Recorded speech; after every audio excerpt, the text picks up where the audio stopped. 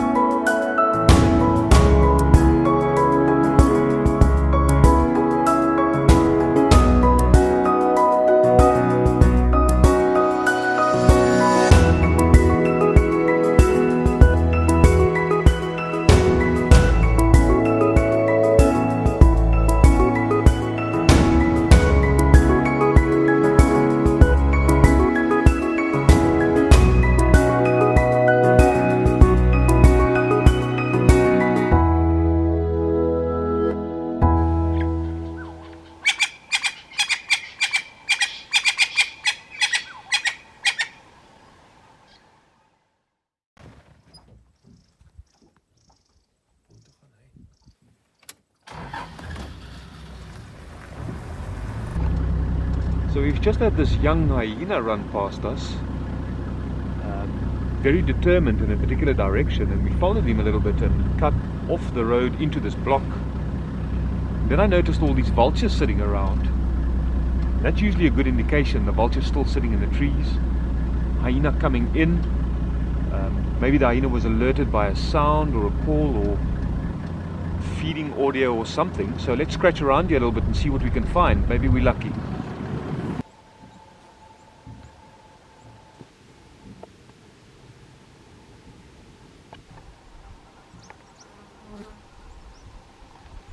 So you'll notice there's another hyena, and then just behind it is the young one that we saw initially running. They definitely focused on something. You can see very determined running to the right here. So somewhere inside there might be something going on there. Let's have a look. But while we're looking to see where we can go into the block here, because we can hear the hyenas vocalizing inside there, which is a very definite indication that there's something going on there. So whether they've killed something and fighting or squabbling over the food, or whether there's potentially lion in there, or maybe an old carcass or something. So we're going to try and see where we can get in. Just for the moment, if you look up at the top of the knobthorn there's a Wahlberg's eagle sitting there.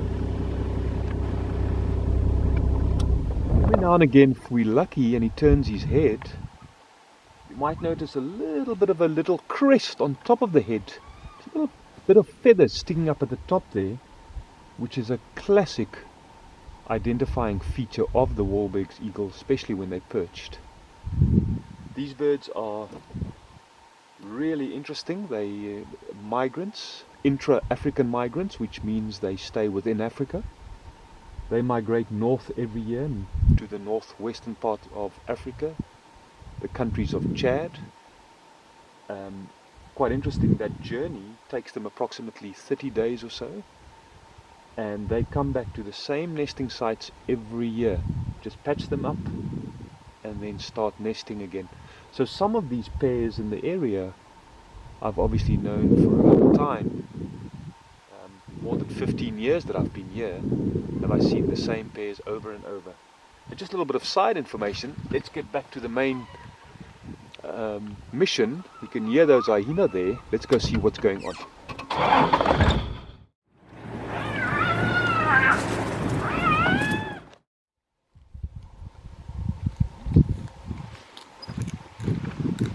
Not too sure yet if there's lion in the area. Let's have a look now.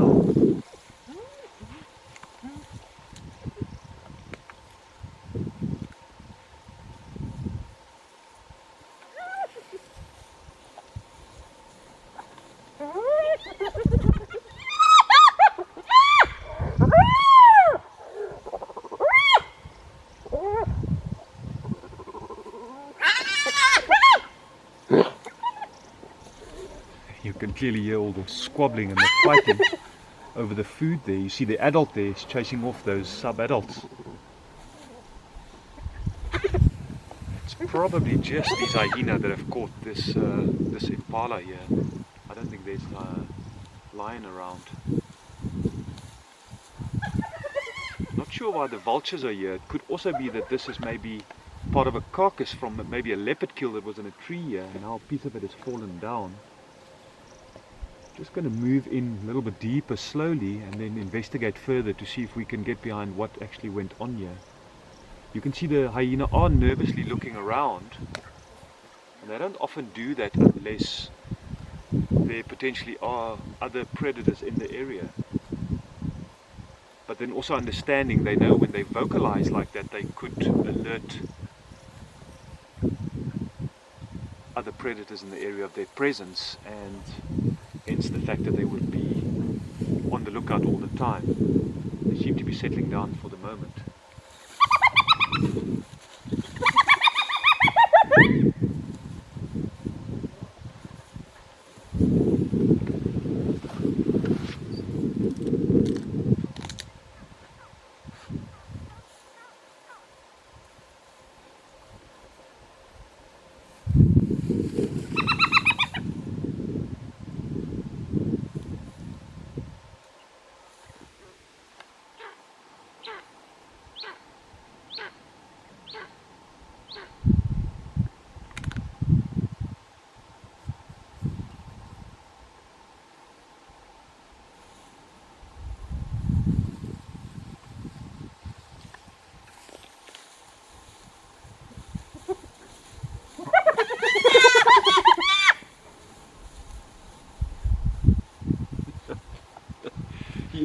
You've noticed there, those youngsters, that squealing is really just, it's more drama than anything else. That adult didn't even nip at them or anything, and they're squealing. I remember us doing that as kids when my parents used to come at us to give us a slap.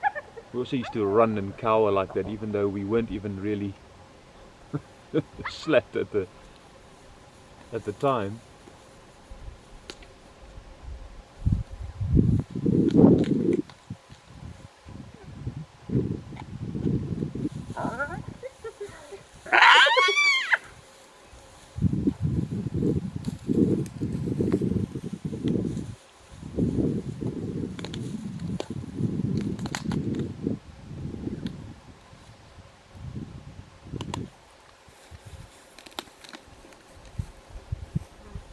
Yeah, I'm not convinced that they actually killed this impala. I think I'm still opting for the option that this was maybe part of a leopard kill in a tree that started decomposing, which would maybe suggest why there's a couple of vultures in the area.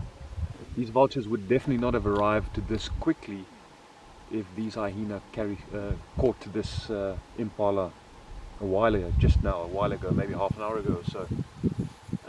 So I'm going to push in there just now a little bit deeper in and see in those big trees down in the bottom there if there isn't maybe left over from a leopard kill.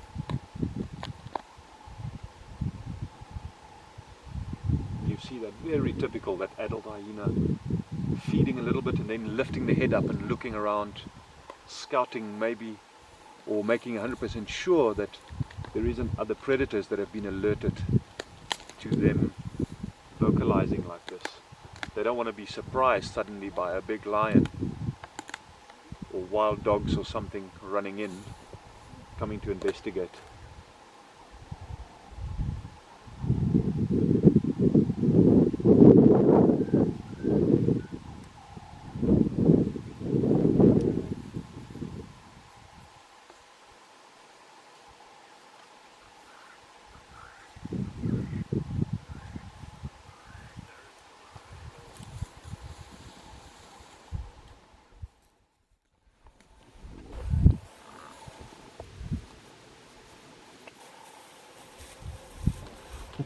So this one seems to think it's got a prized possession there.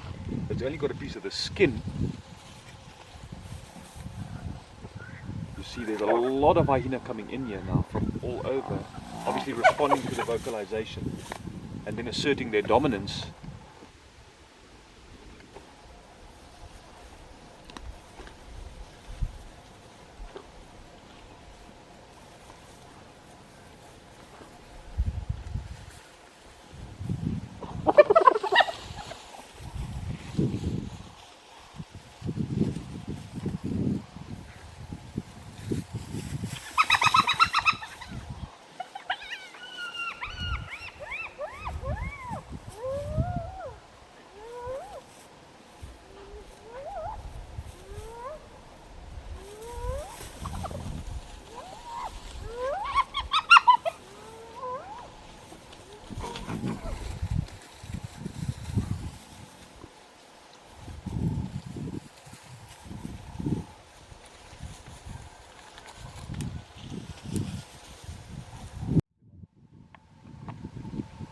All right, so I think it's a wonderful opportunity that we had to see these hyena active here around that impala kill.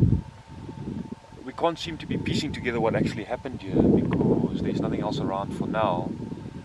The vulture activity, because there's quite a few vultures around, is definitely not associated with this impala. It's too soon for that. The cool overcast weather could have downed the vultures potentially. They don't like flying in this. It is getting late afternoon as well. But there's a couple of other interesting things too that I saw earlier on. We drove past it. I saw a batelier eagle, and then over there you'd notice next to the two hooded vultures on the left there's a tawny eagle. So it's quite interesting how the hierarchy works in terms of often finding kills and finding carcasses. The hooded vultures, the tawny eagles and the bateliers fly a lot lower than all the other vultures, and very often they would be the first to be in the area and very close in terms of a proximity to exactly where the kill or the carcass was. And this tawny and these two hooded vultures are literally sitting 15 meters away from where this impala was now with the hyena.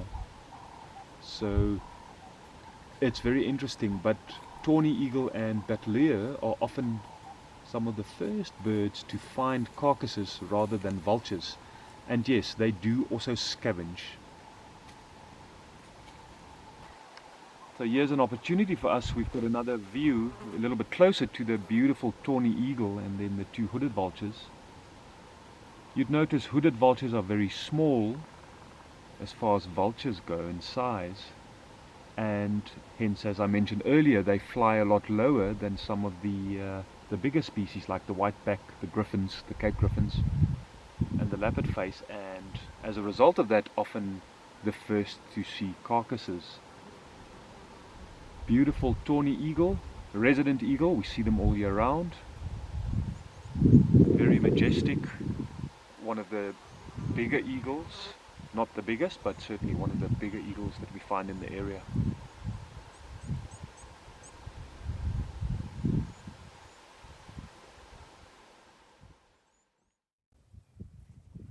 Alright, so I hope you've enjoyed that. I certainly did. That was an incredible opportunity there to see hyena in action. Believe it or not, these kind of sightings are not that common, even for people who live and work in the bush. We don't often see really active squabbles over kills like that, and it's always remarkable and quite intense, especially when they vocalize like that. So we're on our way back now, we're going to call it. I think we've done very well for the afternoon. So just a couple of things just to tie the story together. Initially we were alerted by the presence of the hyena running in this direction, very direct, very determined, and that's usually a very good indicator. Hyenas don't waste any energy unnecessarily, so that hyena knew something was going on, and it was responding. It could hear the vocalizing of the other hyena fighting over the carcass there. Then when we got closer, we saw a lot of vultures around, and we then made the assumption that potentially there's something bigger going on here, maybe lions that had killed something. And the fact that the vultures are still sitting in the trees, they haven't gone down to the ground, is often a good indication of that. But they could also be sitting because whatever was here was finished. We then heard the vocalization, we went in and we found these hyena squabbling over this bits and pieces of this hyena kill, of this impala kill. So then looking just at the age of the meat and the head, I'm thinking more along the lines that this was an old leopard kill, not too old, but the last 2 or 3 days potentially, that maybe had fallen out of the tree, and these hyenas got hold of it and then started fighting over it. So the vultures, two things: the vultures could have been downed as a result of the weather, as I mentioned earlier, but the vultures could also have come into an area because one of them could have spotted a batalier, or the tawny eagle, as I mentioned earlier, that would have seen this kill in the tree. But because of the thick foliage, they may just not have been able to have gotten into the tree to start feeding on the carcass there. So that's probably what's been going on here. I don't think that there's lions here, but nonetheless, it was still a wonderful opportunity to see the interaction there of those hyena.